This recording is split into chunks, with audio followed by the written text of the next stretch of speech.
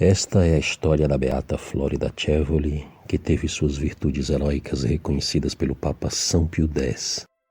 Quando Florida descobriu seu propósito, ela agiu sem hesitação. Sua decisão transformou sua vida para sempre. Florida nasceu em 11 de dezembro de 1685, na cidade de Pisa, entre os palácios nobres e as cúpulas imponentes. Seu nome de batismo era Lucrécia Helena Cevoli, filha do conde Cusio Cevoli e da condessa Laura della Seta. Ela foi a 11ª dos 14 filhos e foi criada em um ambiente cristão e sereno, onde desde cedo revelou um temperamento austero e reservado.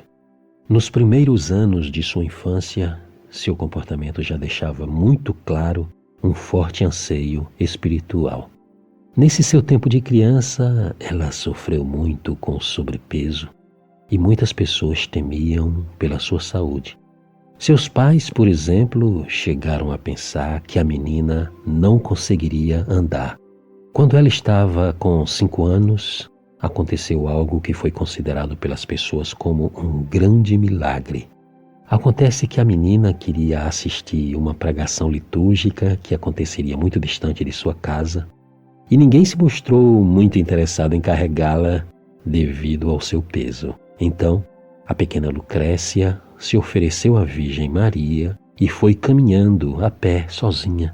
E quando chegou ao local da pregação, não demonstrava nenhum sinal de cansaço. E todos, evidentemente, ficaram admirados com aquela menina, que parecia ter algum chamado especial. Lucrécia crescia em humildade e simplicidade, ajudando nas tarefas domésticas, sempre preferindo os trabalhos mais simples, sempre preferindo servir e não ser servida.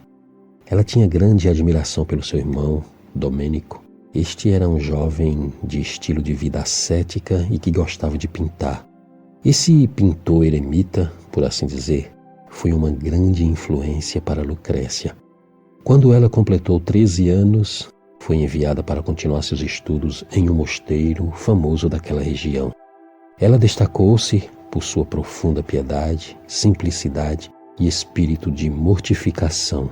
E foi ali que ela teve seus primeiros contatos com a vida contemplativa e cogitou a ideia de se tornar também uma filha de Santa Clara. Aos 17 anos, Lucrécia havia completado sua educação formal. Ela recebeu o máximo de conhecimento permitido a alguém de sua classe e condição naquele tempo. Quando ela voltou à casa de seus pais, ela passou a refletir profundamente sobre o que faria de sua vida. Ela analisou com muito cuidado todas as possibilidades que tinha à sua disposição. Meditou sobre as vantagens e desvantagens que o mundo lhe oferecia e decidiu seguir o caminho religioso, pois ela estava encantada com as virtudes da irmã Verônica Giuliani, que era uma mestra de noviças com fama de santidade, que vivia em um distante convento de clarissas capuchinhas de estrita observância. E era neste convento tão distante de Pisa que Lucrécia queria viver. Depois de muitas lágrimas, sua mãe então aceitou a decisão da filha, pois via que Lucrécia tinha muita maturidade e determinação. Seu pai era um homem muito piedoso e foi convencido pela modéstia e firmeza de propósito da filha.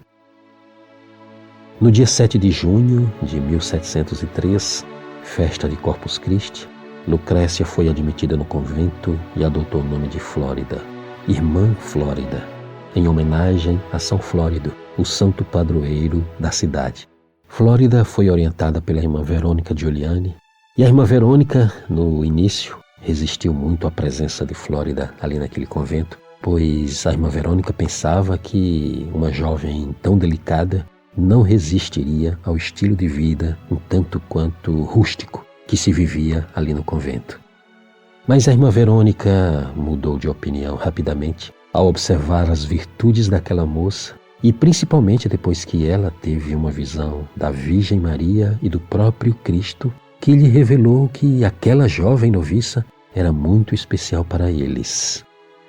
Irmã Verônica registra em seu diário que estava muito aflita pois não se sentia capacitado de formar uma alma tão nobre. Mas Cristo lhe apareceu numa visão e lhe disse que ele seria o mestre das duas. A verdade é que a vida ali no convento não foi nada fácil para a Flórida, porém a sua vocação era autêntica. Toda aquela austeridade e os costumes rudes das irmãs se tornaram grandes desafios para a Flórida.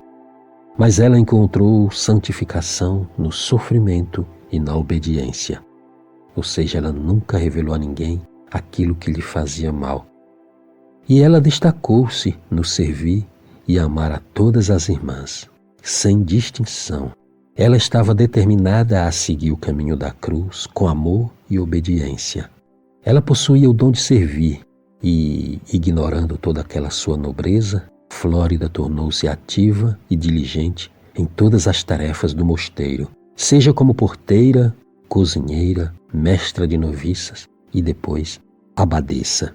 Sua liderança era marcada por firmeza, discernimento espiritual e uma profunda humildade.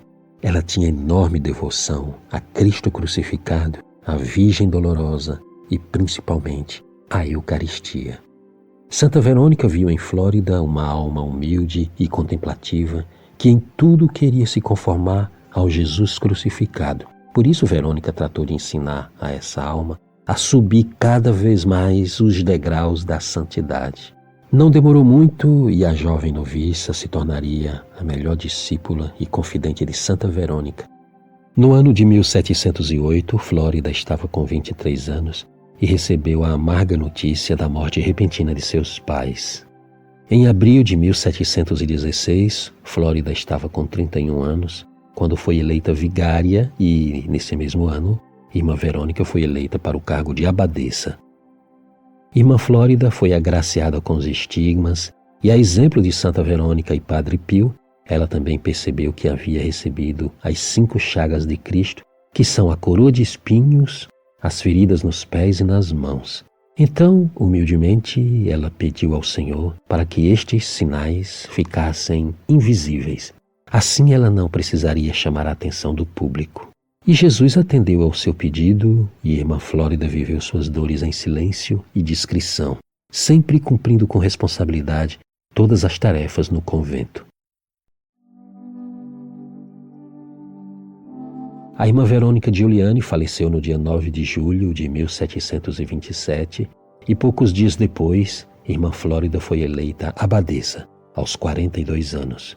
Irmã Flórida não se sentia à altura de substituir uma santa da estatura de Madre Verônica. Então ela seguiu o exemplo de Verônica e também elegeu a Virgem Maria como abadesa. E foi assim que Irmã Flórida conseguiu administrar o convento, e com essa humildade ela seria eleita muitas outras vezes, chegando a ocupar o cargo de abadesa por 25 anos. Ela trabalhou arduamente no processo de canonização de Santa Verônica.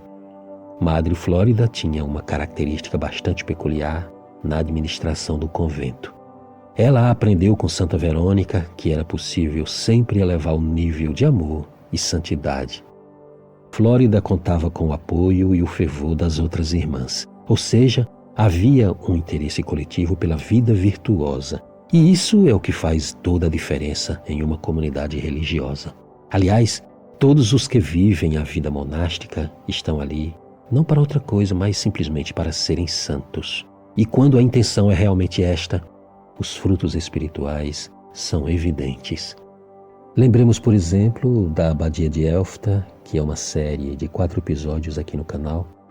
Esta série aborda a rotina de um mosteiro cisterciense na Alemanha, onde conviviam no mesmo mosteiro e na mesma época várias mulheres santas, como, por exemplo, Santa Gertrudes a Grande e Santa Matilde de Magdeburgo. E a Irmã Flórida tinha um senso prático de liderança. Ela revitalizou a comunidade, intensificou os atos de piedade e a comunhão sacramental ao longo da semana. Ela incentivou também a vida contemplativa, preservando o silêncio e a clausura.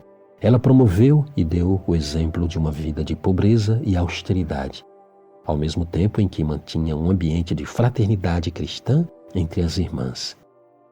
Ela teve uma caridade operativa, tanto para com as irmãs como para com aquelas pessoas que batiam à porta do convento em busca de ajuda para suas dificuldades. Os últimos 4 anos da irmã Flórida foram marcados por muitas dores, paciência e fé. Ela, que sempre sofreu de um problema estomacal, agora vivia totalmente dependente de uma noviça enfermeira. Suas irmãs do convento estavam aflitas com a frágil saúde da madre. Mas Flórida dizia para que elas ficassem tranquilas, pois sua morte só aconteceria dentro de 4 anos, mais precisamente no dia 12 de junho de 1767, aos 82 anos. E tudo aconteceu exatamente como ela profetizou. O processo de beatificação da irmã Flórida Cevoli começou em 1838, onde ela recebeu o título de Serva de Deus. Em 1910, foi proclamada venerável pelo Papa São Pio X, que reconheceu oficialmente as virtudes heróicas da irmã Flórida. Flórida Cevoli deixou um legado de amor e sacrifício. Ela dizia: Jesus deseja ser servido por nós e por todos à sua maneira, não a nossa.